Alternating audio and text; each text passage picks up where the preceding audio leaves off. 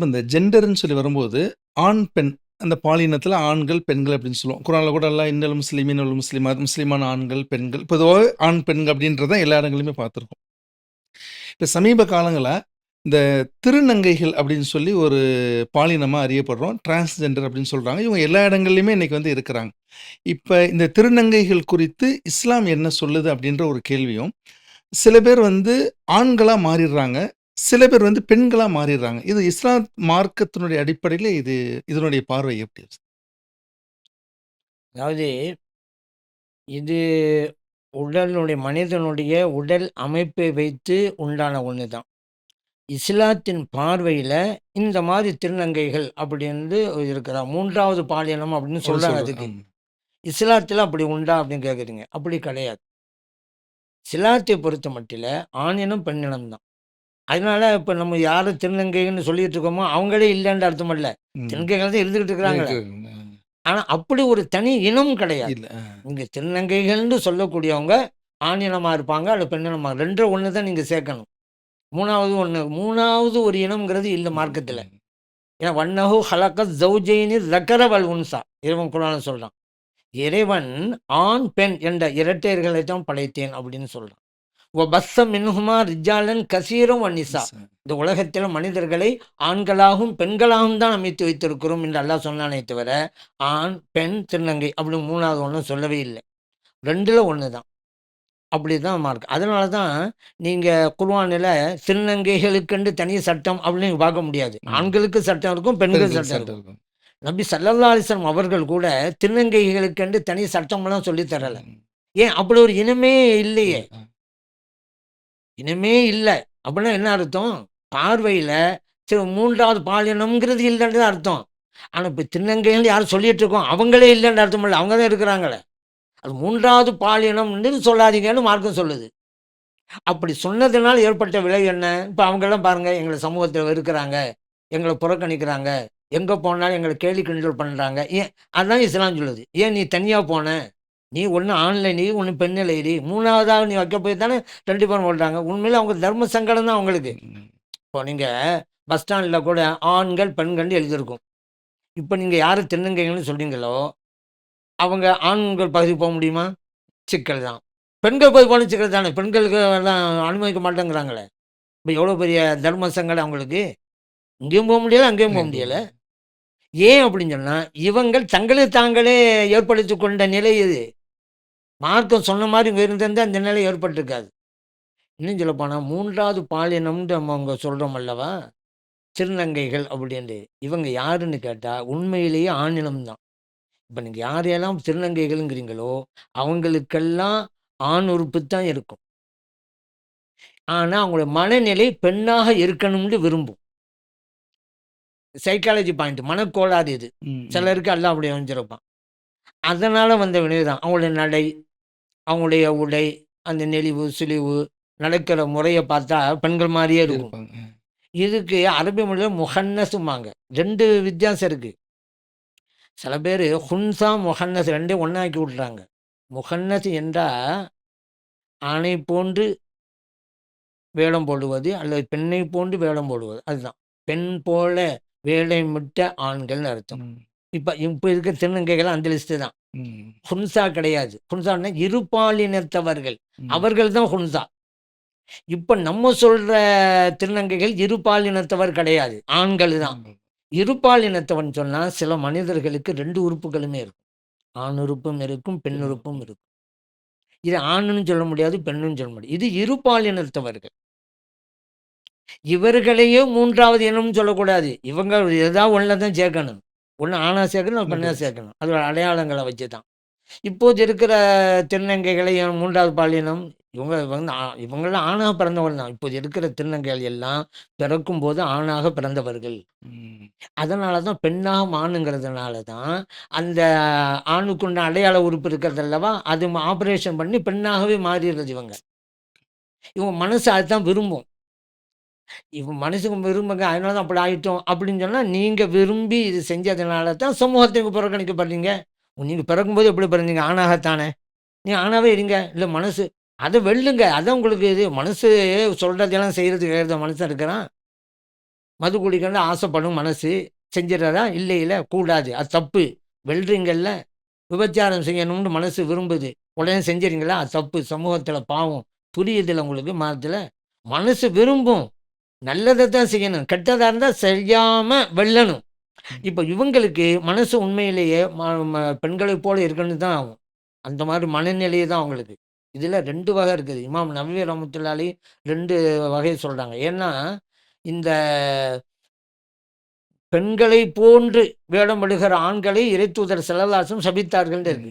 லஅன நபியு ஸல்லல்லாஹு அலைஹி வஸல்லம் அல் முஹன்னஸீன் மினர் ரிஜால் வல் முத்தரஜ்ஜிலாத் மினன் நிசா. ஆண்களை போன்று வேடம் போடுகிற பெண்களையும் பெண்களை போன்று வேடமிடுகிற ஆண்களையும் இறைத்தூதர் ஸல்லல்லாஹு அலைஹி வஸல்லம் அவர்கள் சபித்தார்கள். இது புகாரில் பதிவு செய்யப்பட்ட ஹதீஸ். அதனால தான் சில பேர் பெண்கள் அந்த ஆண்களில் கூட சில பேர் பார்க்குறீங்கல்ல, முடிய இப்படி வச்சுட்டு இருப்பாங்க. அது இப்போ ஏற்பெல்லாம் வைக்க ஆரம்பிச்சிட்டாங்க, இந்த பின்னெல்லாம் வச்சு மாட்டி வர ஆரம்பிச்சிட்டாங்க. அதுபோல் சங்கிலி இப்படி போட்டுக்கிடுவாங்க, காதில் கூட தோலை மாட்டிக்கிறாங்க. நம்ம நினைப்போம் தொலைவிலையும் பார்க்கும்போது இந்த மாதிரி இருக்கிறாரு. அவர் மனசு அது விரும்புது. இதுதான் சைக்கோ பாயிண்ட்டுங்கிறது. அவர் நான் நல்லா தானே இருக்கிறேன். இல்லைங்க, என்னங்க இங்கே சைக்கோங்கிறீங்க? நல்லா தானே இருப்பாரு. ஒரு ஆண்மகன் பெண் மாதிரி இருக்கணும்னு மனசு விரும்புதில்ல, அதான் சைக்காலஜி பாயிண்ட்டு. சைக்காலஜிங்கிறது பல வகை இருக்குது, ஒவ்வொரு பாருக்கும் ஒவ்வொரு இருக்கும். பெரும்பாலும் சைக்கோ பாயிண்ட் இல்லாத ஒரு நபரை பார்க்க முடியாது, எல்லாருக்கும் இருக்கும். ஆனால் ஒவ்வொரு வகையில் இருக்கும். ரொம்ப முத்தினாதான் வெளியில் தெரியும். ஏதோ ஒரு வகையில் மனநிலை பாதிக்கப்பட்டவர் தான் இருப்பார் ஒவ்வொரு ஆளுமே. சரி, இவங்களுக்கு இந்த மனசு இப்படி சொல்லுது. இது செலவாச்செல்லாம் இறைவனுடைய சாபம் தான் கிடைக்குங்கிறாங்க. நீ ஆண் மகன், நீ ஏன் தொட மாட்டிக்கிற? நீ ஏன் பெண்மகன் முடி வச்சு கொண்ட கட்டுற? இறைவனுடைய சாபம் தான் கிட்டுங்கிறாங்க. அதே போல் ஆண்மகன் தான். சில பெண்கள் ஆண்மகன் மாதிரியே இருப்பாங்க, முடி வெட்டுற கூட ஆண் மாதிரியே இருப்பாங்க. வெளியே பார்த்தாக்கா ஆம்பளை மாதிரி தான் தெரியும், முன்னால் போய் முகத்தை பார்த்தா தான் ஓ இது பெண்மணியான்னு தெரியும். அந்த மாதிரியே இருக்கக்கூடாது. ஆண் ஆணாக இருங்க, பெண் பெண்ணாக இருங்க, இதுதான் மார்க்கம் சொல்லுது. மாற்றி ஏதாவது செஞ்சாக்கா இறைவனுடைய சாபம் வரும். இதில் நபவி இமாம் ரஹ்மத்துல்லாஹி 2ஆக பிரிக்கிறாங்க. சில பேர் படைப்பிலேயே அப்படி இருப்பாங்க, அவங்களுக்கு வேணும்னு அப்படி இருக்க முடியாது. இப்போ நடை உடைன்னு சொன்னோம்ல, ஒரு ஆணு தான், திருநங்கைன்னு சொல்கிறோம்ல, அந்த மாதிரி தான் ஒரு ஆணாக தான் பிறந்தார். ஆனால் அவர் நடக்கிற முறைகளும் நெளிவு செலிவுகளும் அந்த பேச்சுடைய துணியும் கூட இயற்கையிலேயே அப்படி அமைஞ்சிருக்கும், பெண் மாதிரியே தான் இருக்கும். அது அவராக உண்டாக்குனதல்ல. அப்படி இருந்தால் இவர் பொறுப்பல்ல, இறைவன் அப்படி அமைச்சிருக்கிறான். ஸல்லல்லாஹு சொன்னாங்கல்ல, இறைவனுடைய சாபம் கட்ட முடியாது, அது இவருக்கு பொருந்தாது. ஏன் இவனும். ஆனால் சில பேர் நல்லா இருந்துக்கிட்டு பெண் மாதிரியே இருக்கணும்னு உண்டாக்குறாங்கல்ல, இதுதான் தப்புங்கிறாங்க. அதனால் இப்போ நாம் பார்க்கிற திருநங்கைகள் என்பவர்கள் இருபாலினத்தவர்கள் அல்ல, இவர்களெல்லாம் ஆண்கள் தான். இது முஹன்னஸ் அப்படின்ட்டு அரபியில் சொல்லுவாங்க. இந்த மாதிரி உள்ளவங்களை விட்டும் நம்ம எல்லாமே ஒதுங்கி இருக்கணும். இவங்களுடைய நடைமுறைகள் செயல்பாடுகள்லாம் வித்தியாசமாக இருக்கும். நபி ஸல்லல்லாஹு அலைஹி வஸல்லம் தாயிஃபுக்கு போயிருந்தாங்க இஸ்லாத்துக்காண்டி. அப்போ போர் வர்ற சூழ்நிலை இருக்குது. இந்த நேரத்தில் நபி ஸல்லல்லாஹு அலைஹி வஸல்லம் துணைவியார் அங்கே உம்மு ஸலமா ரலியல்லாஹு அன்ஹா இருக்கிறாங்க, அவங்களுடைய சகோதரர் அங்கே இருக்கிறாங்க. அந்த இடத்துல இந்த முஹன்னத் இருக்கிறார். யார் இப்போ நம்ம சொல்கிறோம்ல திருநங்கை, அவரும் இருக்கார். இவர் என்ன சொல்கிறாரு, உம்மு ஸலமா ரலியல்லாஹு அன்ஹாவுடைய சகோதரர்கிட்ட, நாளைக்கு தாயிஃபில் நடக்கிற சண்டையில் நம்மளாம் வெற்றி பெற்றுவோம். அங்கே பின்ட்டு கையலானுடைய மகள்னு ஒரு பெண் இருக்கிறாங்க, அந்த பெண்ணை நான் உங்களுக்கு காமிக்கிறேன். அந்த பெண்ணு நம்மளை நோக்கி நடந்து வந்தால் நாளை கொண்டு முன்னோக்கி வருவார்கள், பின்னோக்கி நடந்தால் 8 கொண்டு பின்னோக்கி நடப்பார்கள் வளர்க்கிறாரு. அப்படிதான் ஹதீஸில் இருக்கே தவிர நாளை கொண்டா என்ன 8 என்னங்கிறது இல்லை. ஏதோ ஒரு ஆபாசமாக சொல்கிறார் மட்டும் உண்மை. நபி ஸல்லல்லாஹு அலைஹி வஸல்லம் அவருடைய காதுக்கு வந்துச்சு இந்த மாதிரி சொன்னாங்க. உடனே சொன்ன லா யதுஹலன்ன ஹாதா அலைக்கும், இப்படிப்பட்டவர்கள் உங்களிடத்தில் இருக்க வேண்டாம், வெளியே திருங்க, வீட்டுக்குள்ளே வைக்காதீங்கன்ட்டான். புகாரில் பதிவு சொல்லி, ஏன் இருக்கிற நல்லா உள்ளவங்களாம் கெடுத்து விடுவாங்களே. அதனால தான் இப்போ கூட நீங்கள் பாருங்கள், சில திருநங்கைகள்லாம் இருக்கிறாங்கல்ல, அவங்களும் சொல்லுவாங்க, எங்களுடைய தாயே எங்களை வெட்டி விட்டாங்க, எங்களுடைய தந்தையே எங்களை வீட்டோடு வெட்டி விட்டாங்க, நாங்கள் எங்கே போவோம் அப்படின்னு சொல்லுவாங்க. காரணம் இவங்க நடைமுறை தான், அன்றாட பிரச்சனையில் வெளியே போனாலே பிரச்சனைகளோடு தான் வருவாங்க. எத்தனை நாளைக்கு சமாளிக்க முடியும்? வீட்டுக்குள்ள இவங்க சம்மந்தமா இருந்தா இவன் சமாளிச்சிருவாங்க. பிரச்சனை. போயிட்டு வா நம்ம உள்ள தாண்டி. ஆனா பிரச்சனை எல்லாம் வெளியாட்களோட சம்பவமா தான் இன்னைக்கு ஒரு குடும்பத்த இந்த மாரி பண்ணாங்கன்னு சொல்றாங்க. அடுத்த நாள் இன்னொரு வீட்லேருந்து வந்து எங்களுக்கு இந்த மாரி பண்ணி விட்டாங்க. இது சமாளிக்க முடியல. அதனால தான் விட்டு வரட்டேங்கிறது இதனால தான். ம். அதுதான் இத்தனைக்கும் காரணம் அவர்கள் தாங்கிறேன். தான் வந்து ஒரு ஆனா தான் பிறக்குறாங்க. அ ஆனா இவங்க மாறிக்கிறது ஏன் இவங்களுடைய மாறணும்? நான் வந்து ஆம்பள தான். மற்ற ஆம்பள மாரி நான் இருப்பேன். மற்ற மாரி நான் குணமா இருப்பேன். ஒழுக்கமா இருப்பேன். இந்த இந்த மாதிரி அவன் ஸ்ட்ராங்கா இருந்துக்கிட்டா, யாருக்கும் தெரியாது இவங்க இப்படி இருக்குது. இவங்க ஆஃபீஸுக்கு போலாம். இப்ப என்ன சொல்றாங்க? ஆஃபீஸ்ல கூட வேலை பார்க்க முடியலையே இவங்கனாலலாம். சிரமமா இருக்கு. ஏன்? ஆஃபீஸ் போனாலும் அங்கேயும் கேலி கிண்டல் தானே ஆகுது. இவர்களாவே விலைக்கு வாங்கி கொண்டே தான் இந்த நிலைமையெல்லாம். அதனால தான் மார்க்கம் என்ன சொல்லுது, இவர்கள் தனி இதெல்லாம் கிடையாது. ஆண்கள் தான். ஆண்களுடைய சட்டம் தான் இவங்களுக்கு. ஆனா இவர்களுடைய நடைமுறைகள் விஷயத்துல உஷாராயிருங்க. ம். ஏன்னா அந்த மாரி தேவையில்லாத ஒரு இதெல்லாம் ம். வருதல்லவா? ஒரு கண்ணியமான குடும்பத்துக்கு தகாது, நல்லா இருக்கணும்னு விட்டு போயிருவான் உங்களோட சேர்ந்தா. அதுக்கு ஒரு எச்சரிக்கை விடுக்கிறாங்க. உஷாராங்களே. அவங்களுக்கு நீங்க நல்ல விதமா இருந்துக்கிறங்க. மற்றவங்களுக்குள்ள சட்டம் தான். இப்ப நம்மளுக்கெல்லாம் ஒழுங்கா இருக்கணும்னு சட்டம் இருக்கா இல்லையா? அதே சட்டம் தான். அதான் நீங்க இப்போ ஹுன்சான்னு ஒண்ணு இருக்கு. இப்ப நம்ம புரிஞ்சுக்கிட்டோமா?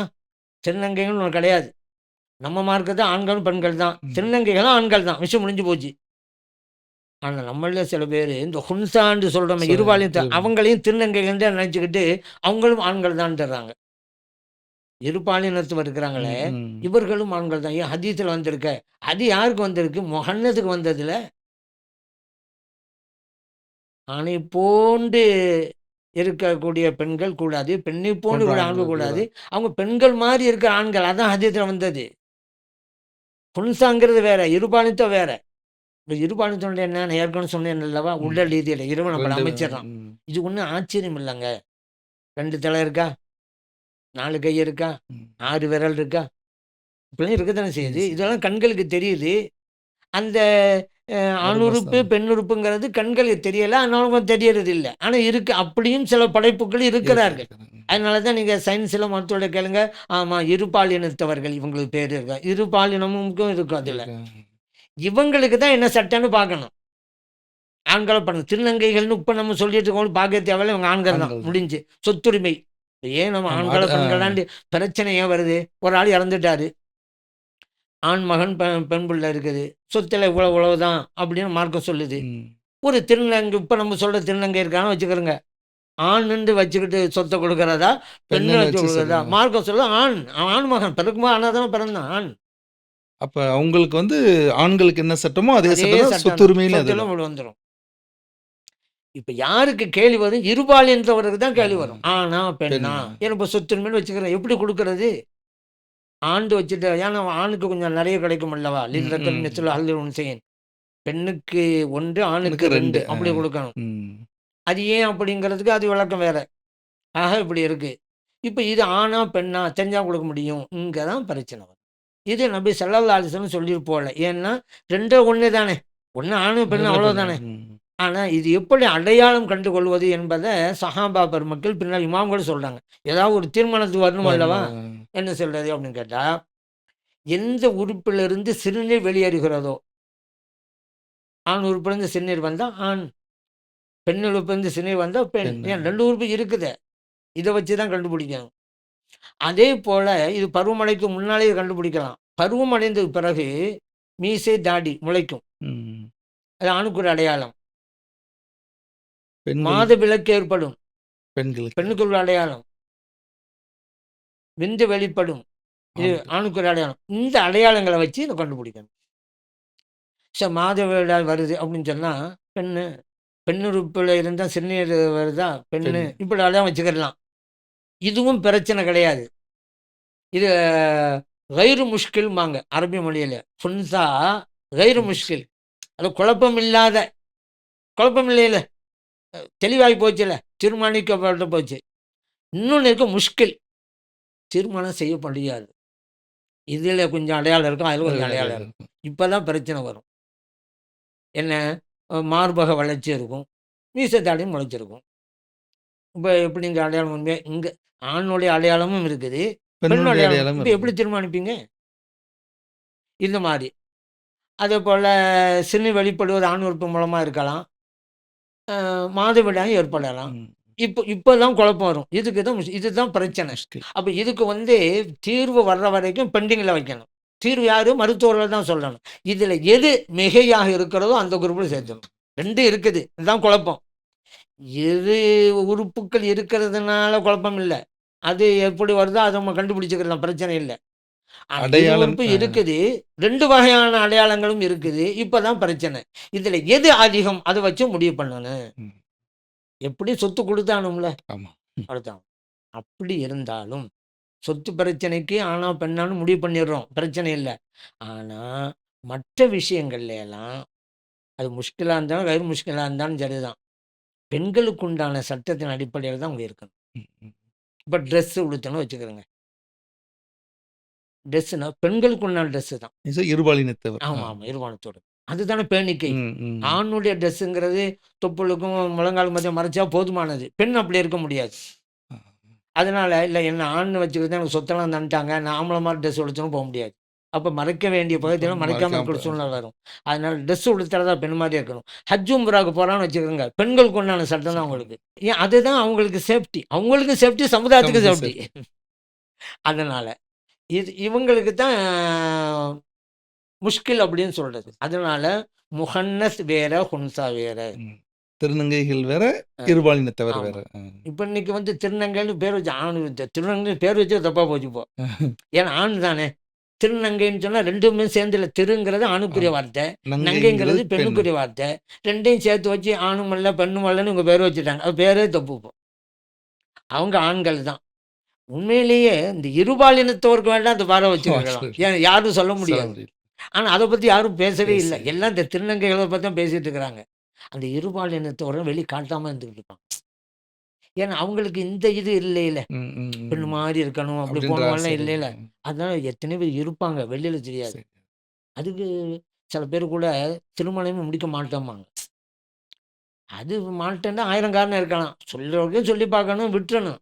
ஆனா அந்த தாய்மார்கள் இருக்காங்களே, அவங்க தாய்மார்கள் போடு வம்புப்படியா நீ திருமணம் பண்ணு பண்ணு பண்ணுன்னு சொல்லிக்கிட்டே இருப்பாங்க. இவன் வெளிப்படையாவும் சொல்ல முடியாது. அதனால எத்தனை பேரு தற்கொலை பண்ணிக்கிட்டாங்கல்ல. சொல்லு பார்த்துங்கல்ல. ஆமா. சமுதாயம் பார்க்குது. இவங்க வேற அப்படிதான் தற்கொலை. அதனால தான் எங்க சொந்த மதத்துல கூட ஒரு சில பேர் இப்படி இருந்தா அவங்க தாயிட்ட சொல்லுவேன். நீங்க திருமணம் பண்ணுன்னு சொல்லி உங்க மகனை இழந்துடாதீங்க. விட்டுருங்கங்க.